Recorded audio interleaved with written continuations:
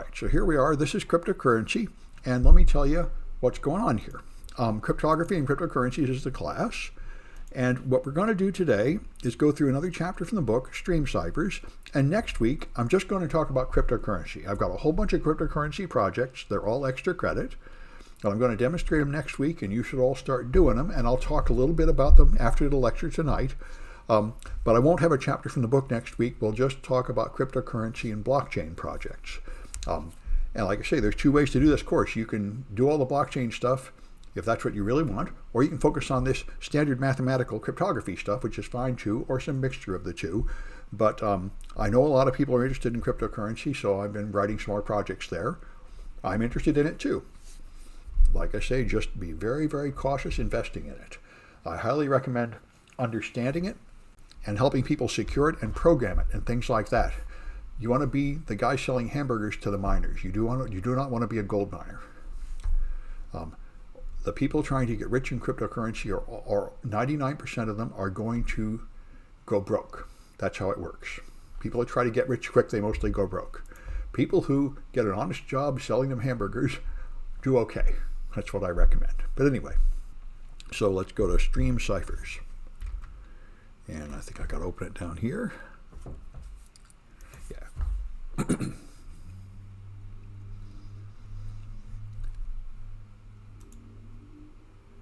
All right.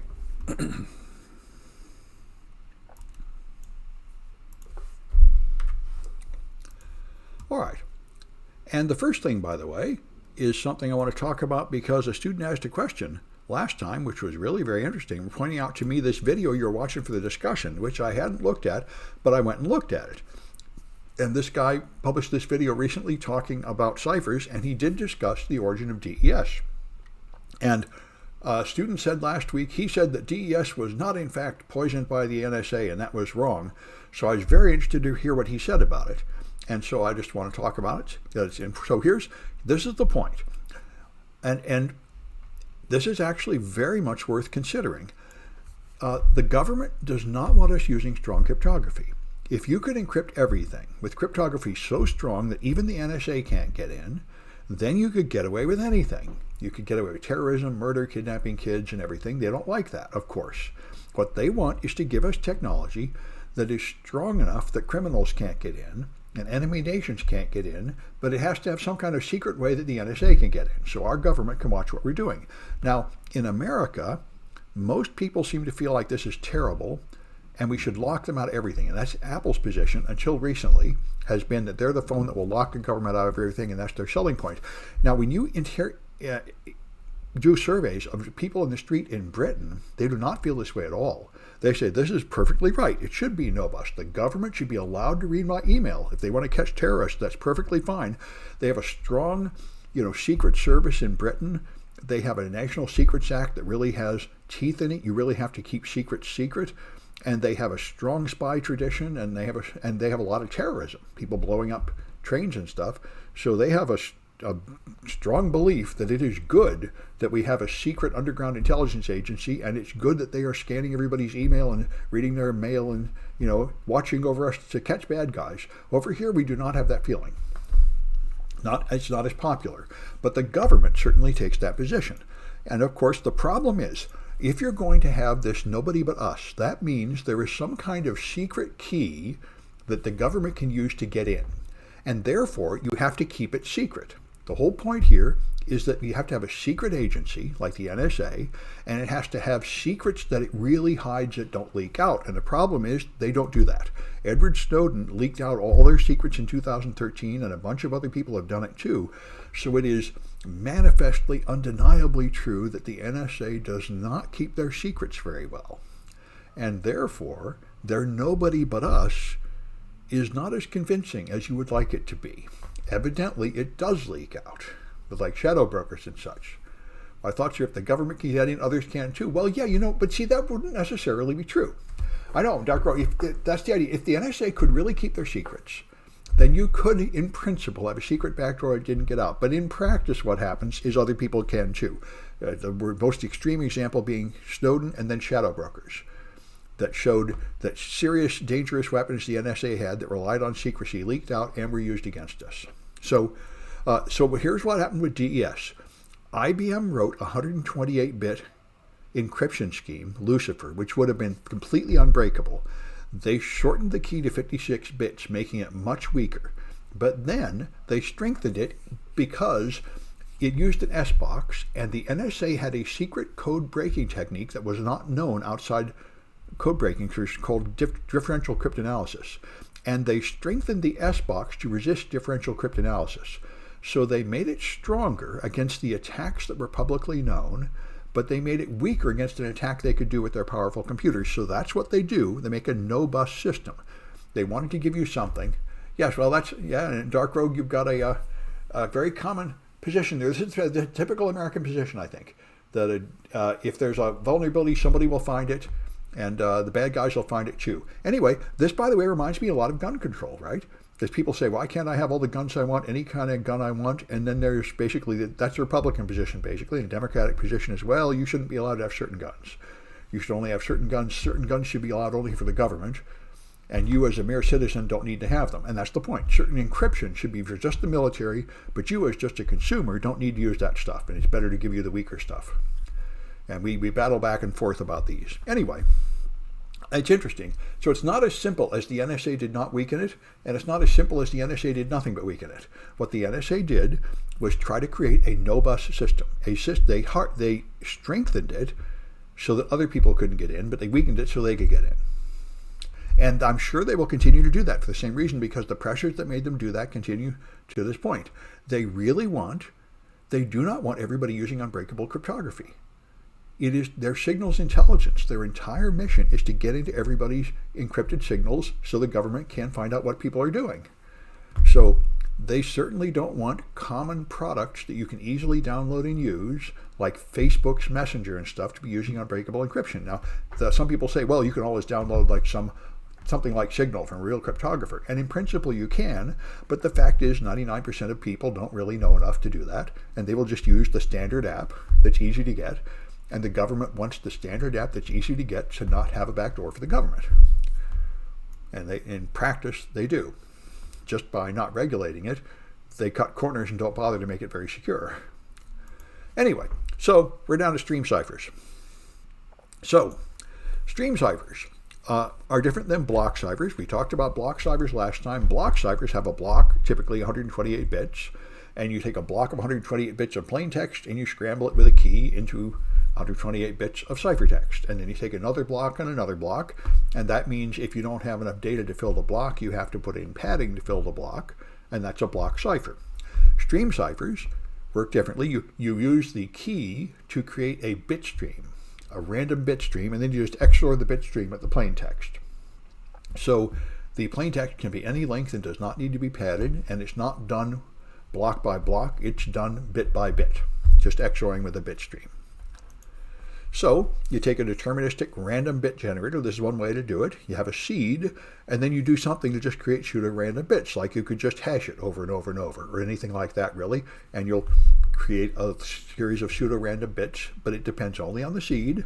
So if anybody finds the seed, they can predict all the bits. And if you were, for example, to just do an MD5 hash over and over, then anybody that got any output could predict all the further outputs by just hashing it over and over. So you hopefully come up with something a little better than that. So typically you use a key and a nonce. You have a key that you use for many messages because of the key distribution problem. Remember, the person at the other end has to have the key, so you can't keep changing the key all the time, or you'd have to keep sending them a new key. So you have a key used for many messages. What you change is a nonce. And the nonce is just sent in plain text without encryption with the message. So take your secret key, combine it with this nonce, and that'll create the bit stream we need. So you take the nonce, combine it with the key, run it through your symmetric cipher. That creates a key stream of random bits, which you XOR with plain text to make the ciphertext. And that's what's typically done. Now the problem is, if you were to reuse the nonce a second time, then you would have two identical bit streams. If the same key and the same nonce are fed in, you'll get the same bit stream. So now you've got two messages encrypted with the same bit stream. And that is, of course, Microsoft made this error. They didn't include any nonce at all Microsoft Office encryption up until 2007. was done with no nonce. So if you encrypted two Office documents with the same key and just XOR'd those documents, whole regions of documents would just turn into plain text. And it's the same thing you've been doing last time we talked about and stuff. That's the whole point of the two-time pad. Even if you had a perfect, unpredictable stream of bits, if you use it twice, you ruin everything. You can use the sliding attack to get in. All right, yep, that's the two-time pad. Yep. And all right, so there's two kinds of ciphers: stateful and counter-based. You either have some kind of internal state, which you're updating every time you generate more blocks, or you have counters, whereas you have something that changes something like a nonce every time to make more. So it looks like this. This is the stateful cipher. You have some initial state. You peel in the key in the nonce and create an initial state. Then you have an update mechanism that does some operation on it and gives you some ciphertext, some key stream you can use. Then you update it again and get some more, update it again and get some more. And like I say, one simple way would be just to keep doing MD5 again and again. But in practice, you do something a little more complicated than that because that has a lot of weaknesses. And here's the counter-based, where you have some kind of counter, a whole series of numbers created, and you just add that in to key in the nonce, then have this one and this one. And again, you can create blocks of pseudo-random key schemes, which you XOR with the plain text to create the cipher. All right, so another division is whether you want to run this stuff in hardware or software. In the early days, it was much cheaper and faster to run it in hardware. So you can use application-specific integrated circuits, special chips designed just for this purpose, or programmable devices like programmable logical devices or field programmable gate arrays. And software implementations will, of course, run in a microprocessor like a 32-bit or 64-bit Intel or ARM processor. And we know those will work on words, 32 or 64 bits at a time. So it would be best to design your cipher to work in blocks of that size to get the most benefit from these things. So the original stream ciphers were much cheaper than block ciphers to implement. In hardware, it would take about 1,000 gate equivalents, which I think is basically measure how many transistors there are to make on the microprocessor chip, but the software ones needed 10 times as much, so it was cheaper to work with stream ciphers. So DES was optimized for hardware. In the 70s, most people had hardware implementations. They built devices to use in banks and such. And they were able to do it quite fast. AES is designed for microprocessors, not for hardware. So it's more efficient than DES when implemented in software. All right, so the ASIC is the fastest, costs 1,000 times better, and that's why all Bitcoin has been mined for ASICs for many years now. There was once a time when you could mine Bitcoin with a normal purpose computer or a GPU, but all that is over. Now the only way to mine a Bitcoin is on ASICs because it's a competition. You have to have the fastest device or you will lose every time. If you don't have a competitive speed on your miner, then you won't ever win the race for Bitcoin. All right. So here's the simplest way to create a pseudo-random bit stream. Now, a shift register, you just shift bits to the left. So if you have 8 ones and shift it to the left, now you have 1110, and one of the ones falls off the end, and that's what the output is. So here, you'll get you'll just get ones 8 times, and after that, you get nothing but zeros after that. Yeah, trying to get GPU cheaper. Yeah, well, yeah, apparently not anytime soon. Anyway, all right. So if you started with 101010, then you would get output 101010, but after a while you'll have nothing but zeros, and that'll be it. So this shift by itself is only going to give you bits for as many bits as you have, and then nothing else. So that's not much good. The thing that actually works is a feedback shift register, where you shift it to the left, and then you calculate the 1 bit to fill in on the right. Yeah. So that's the plan, and you'll have some kind of mathematical operation to take the bits to the left. So the simplest one is if you XOR all the bits. So you start with 1100, you shift it to the left, and now to figure out what bit to fill in, you take the 1100 and XOR all these bits. And XOR means if you have an odd number of ones, the answer is 1, otherwise the answer is 0. So this is an even number of ones, so the answer is 0. You shift it to the left. Now you have only 1 1, so the answer is 1. So now you feed in a 1 from the right. That 1 falls off the end. You get a 1 again. There's 2 1s, and on you go. And you can see now you've hit this spot, like all those hash functions you talked about, where now you're back to where you started, so it's just going to go around in a loop. It's only 4 bits. What are you XORing with what? You're XORing these 4 bits together. You have 1, 1, 0, and 0. You XOR them together. So 1 XOR 1 is 0, and 0 XOR 0 is 0. So it's what it means is you just count the number of 1s, and if it's odd, you put a 1 here, and if it's even, you put a 0 there. That's what it does. So the result is, 4 bits are enough for 16 possible numbers, but this process only had 5 of them, and then it repeats. So in fact, you're just going around this little circle. You are not exploring all possible values. Yep, you're XORing the bits to the other bits. You have 4 bits, so you XOR this, you XOR it to that, and XOR it to that, and XOR it to that. So 1 exclusive OR 1 is 0, and 0 XOR 0 is 0, and 0 XOR 0 is 0. So that results in 0. But this one 1 XOR 0 is 1, and then you take that and XOR it 0 again, it's still 1, and take this and XOR it with that again, and it's still 1, so you get a 1. Yep, that's how you do it. Anyway, and the point is, of course, XOR is easy to do in hardware, so it's fast. And XOR is an information-preserving transformation. That's why it's all over cryptography. So, a linear feedback shift register. You XOR some of the bits. You don't have to XOR all the bits like we did there. In fact, it's better not to XOR all the bits.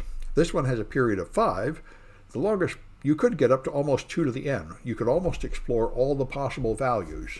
And that would be better than these short loops. So here's another one where you XOR only the first, third, and fourth bit, but not that one.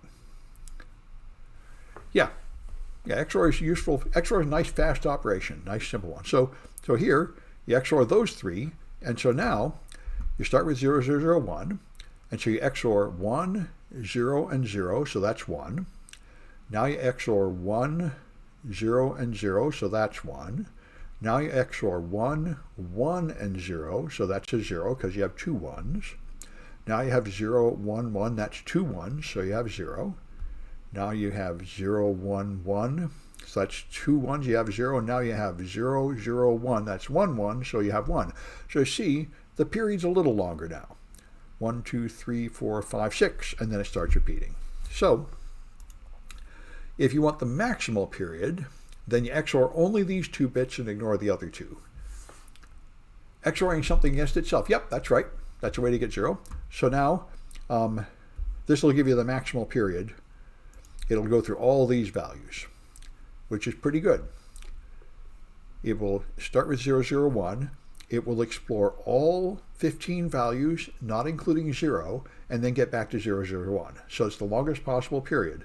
The one containing all zeros is out of the game because 0 XOR 0 is 0, so that's just always zeros, and every time you do any combination of XORing, it stays in all zeros. So this is the maximal period, 2 to the n minus 1, 15 in this case. So that's a way to create a pattern of pseudo-random bits, but it turns out to be insecure. Because of course, if I get any pattern of 4 bits, if I just take the 4 bits coming out of this, I now know enough to predict all the future.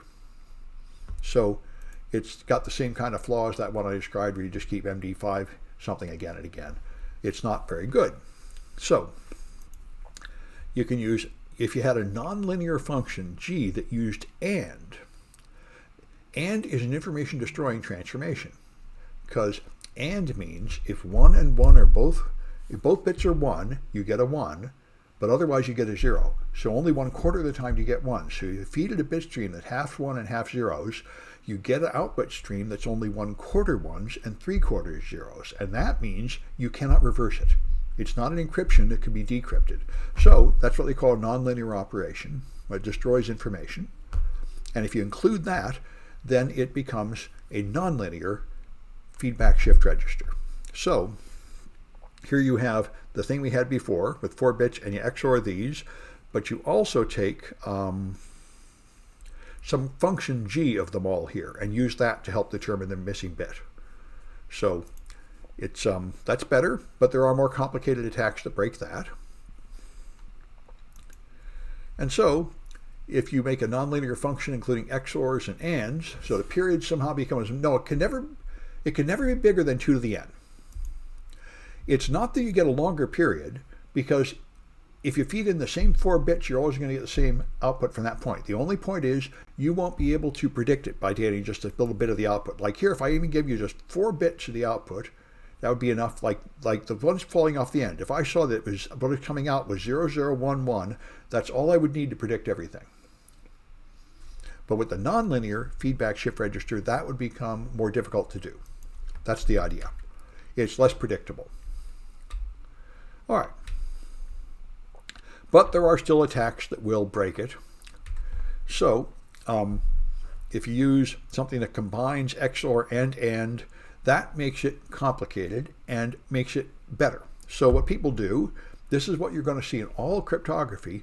You have a system that you know has a weakness. You have another system with a different weakness. You just sort of pile them all together, and then you have something that's pretty hard to break. If you think about AES that we talked about last time, you have these 4 stages where you do 4 simple transformations, and then you do 10 rounds of it, and the end result is it's scrambled to where people have not yet figured out any easy way to unscramble it. It's not like you're sure there's no way in, but you just make a mess that in practice is hard to break. So here's grain 128. You have a 128-bit nonlinear feedback shift register, and then a linear feedback register, and then you combine them with a filter function. So you hopefully include the best of both worlds. And that's the idea. And of course, if you have 128 bits, that's going to have a period that might be as long as 2 to the 128, and so that's an effectively infinite stream of random bits. So this one actually has a period of 2 to the 128 minus 1. The nonlinear one, you can't really predict the period.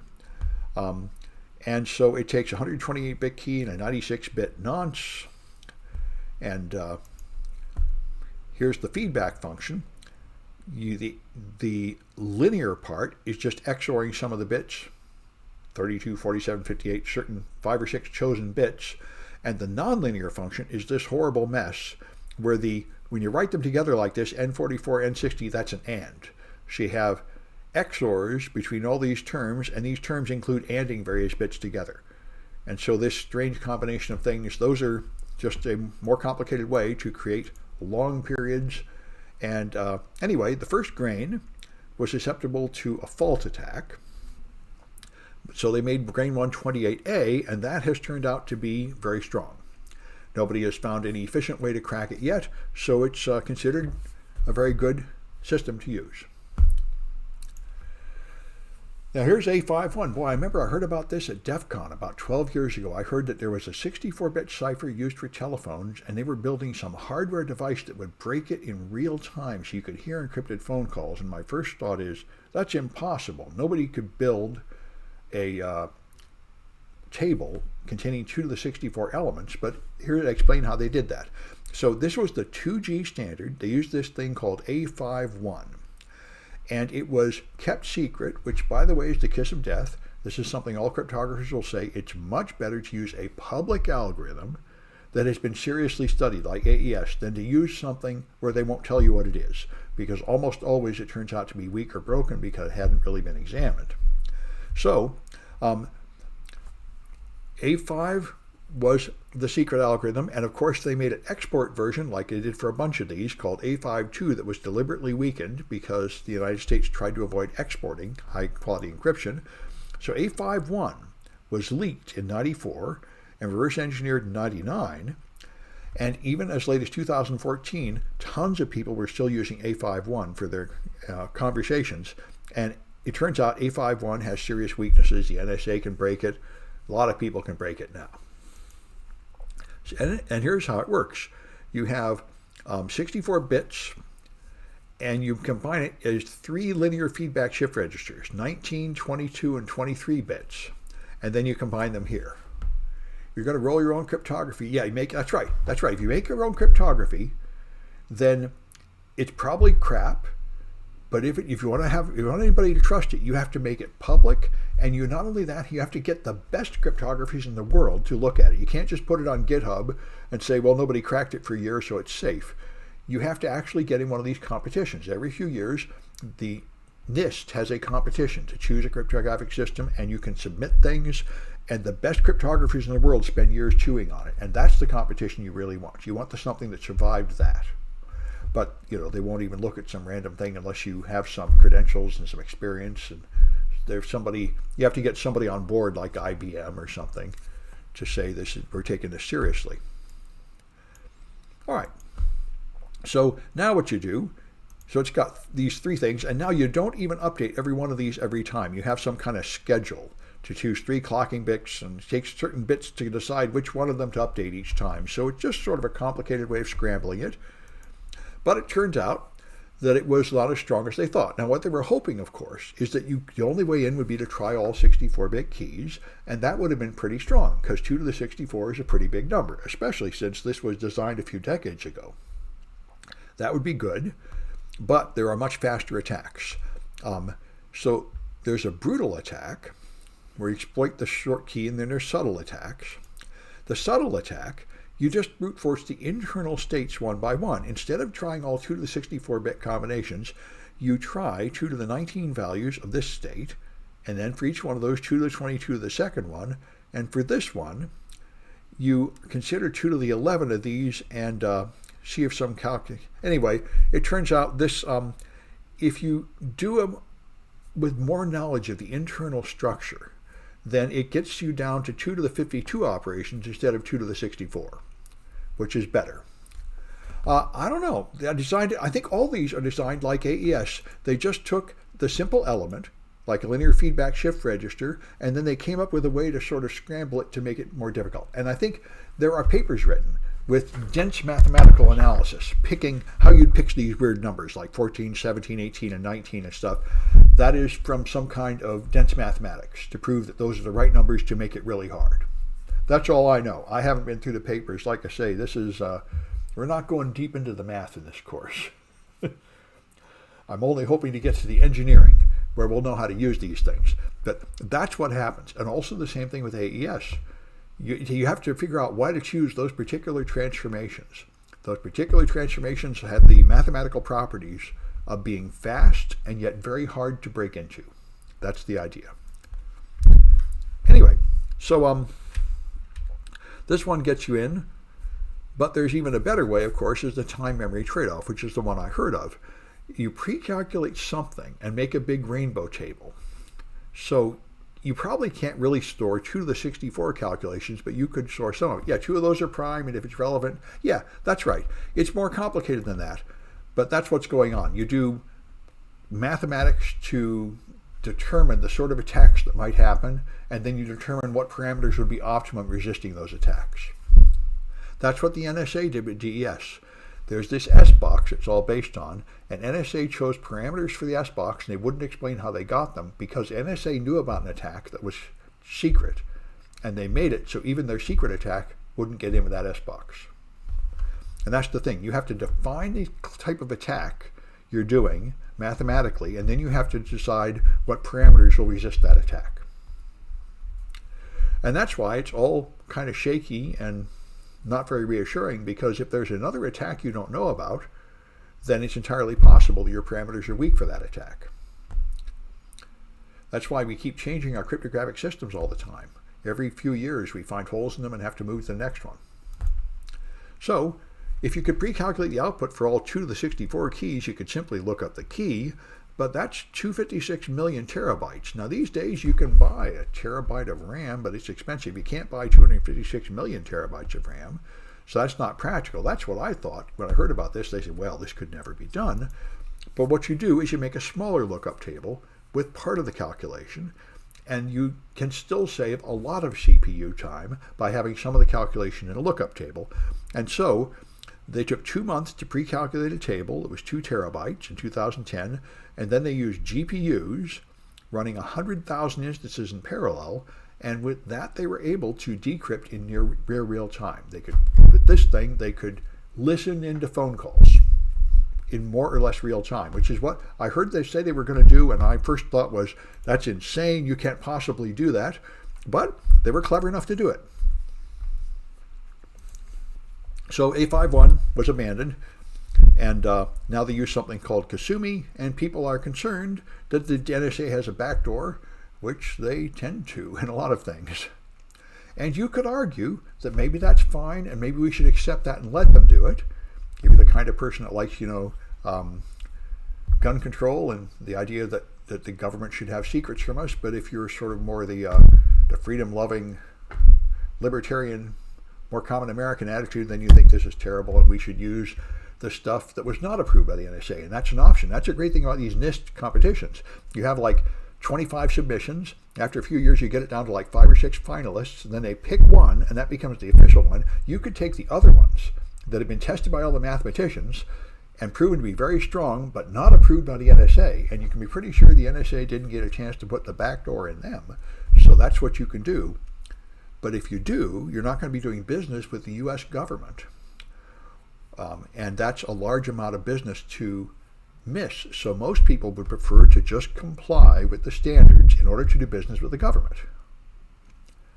Even though that probably means that the government can spy on what you're doing. But of course, that's what you do. If you want to sell to the government, you are pretty much accepting that the government will audit what you're doing. So, it's you can make a decision there. Like, for example, Microsoft and AT&T are both, for all practical purposes, branches of the government. Everything they have, everybody knows the government. Remember when 9/11 happened, and the government came to AT&T and said, okay, we want to spy on the whole telephone backbone and the whole internet backbone, and we don't want to bother getting a search warrant. Just give us everything. AT&T just said, yes, sir, and gave them everything. And when it all came out years later, and they said, oh my God, AT&T just committed an incredible breach of the law by just handing over everybody's data without a search warrant or anything, Congress passed a special bill exempting AT&T from prosecution for that. So, there are people who are just close to the government and willing to just do anything the government says, and Microsoft is totally in that camp, and a lot of businesses are. And in a lot of nations, you have to. In China, everybody has to do that. And in France, everybody's expected to do that. You just cooperate with your government.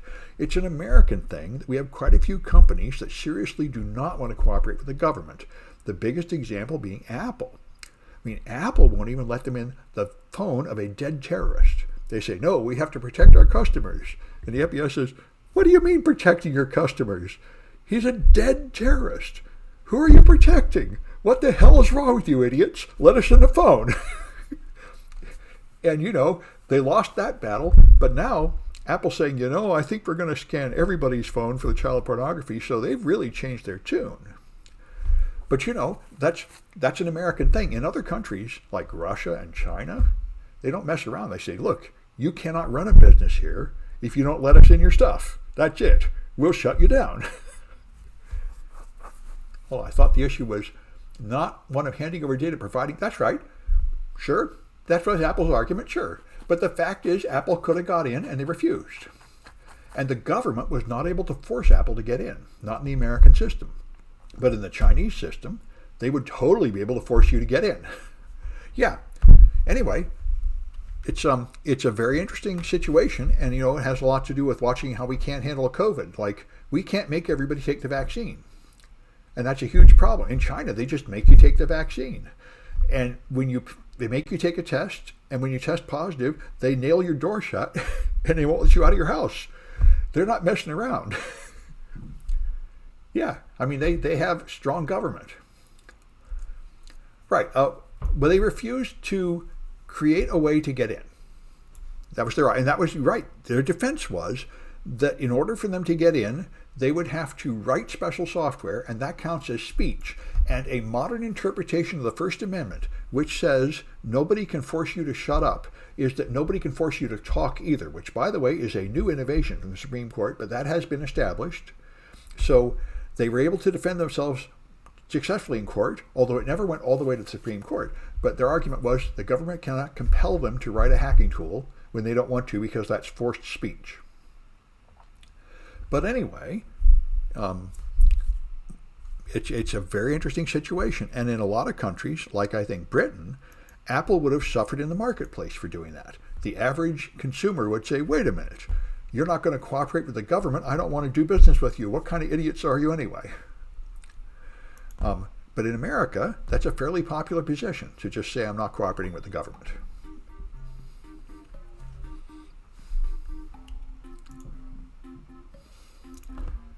This comes up all the time in our podcast, and I'm always the fascist, saying, you know, they really are terrorists. The government kind of really needs to get in your stuff. But the other people on our gang are mostly on the liberal side, saying, no, we need our privacy. And, you know, there really are two sides. There's not a simple answer.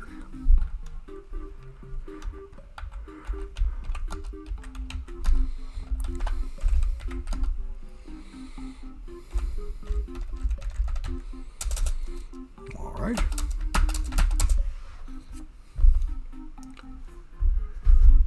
I'm going to turn on a light. It's getting dark.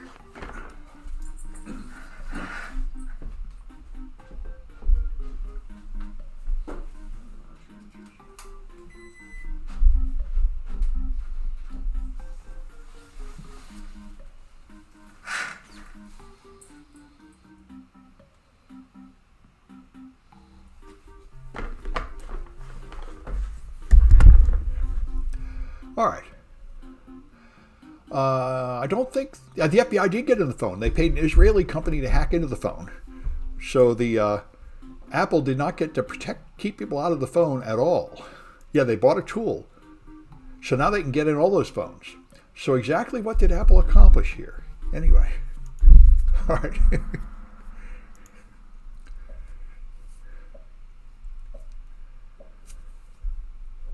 All right. So what kind of stream cipher uses init and update?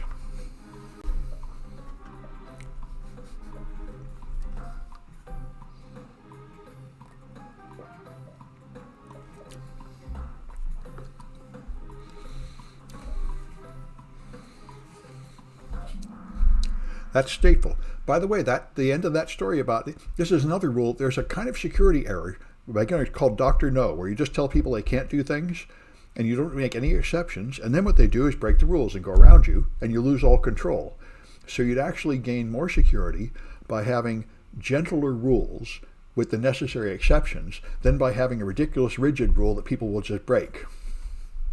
Yeah, but you know, now they're buying phones from foreign hackers to break in the phone. Is that really what you were trying to accomplish here? Now, I think what Apple was trying to accomplish is posing as the protector of privacy for marketing purposes, so they can say, well, it's not our fault that the Israeli hackers hacked into the phone, and therefore we won't lose our business. If that was the goal, they might have succeeded in that, posing and sort of fooling people that don't think too carefully. But if they actually wanted to keep the government out of the phone, they'd accomplished the opposite of what they wanted. Anyway.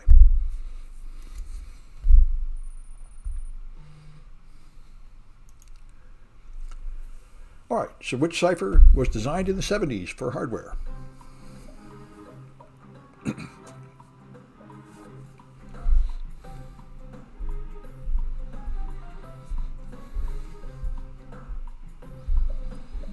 Now, I know that's true of DES. It occurs to me that might also be true of A51, but anyway, DES is the obvious answer. Yeah. Well, there's only a few companies that do that. And by the way, the two main companies that do that, one is Israeli and one is Russian. So those are your choices. Anyway.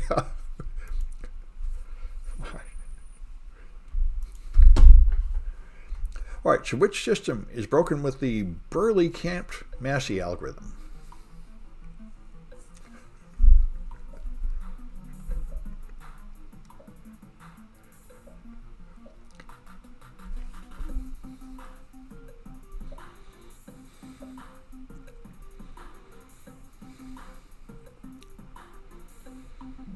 All right, that's the linear feedback shift register. Yeah, the two companies are Cellebrite and Elcomsoft that will hack into anything.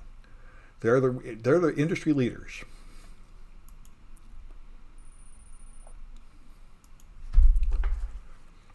All right, which one uses an LFSR and an NFSR?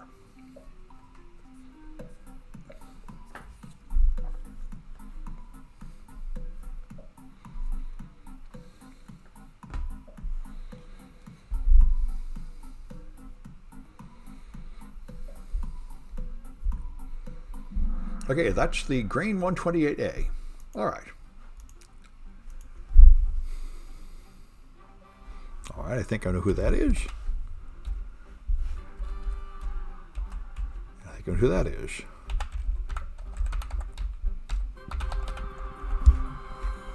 I know who that is. Good, okay. All right.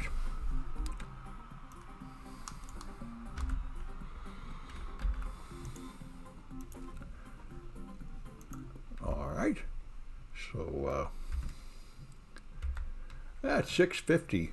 Well, I guess let's take a 10-minute break and then I'll do more of this. No point carrying on. We got 10 minutes to 7. We'll pick up at 7. Stop this one.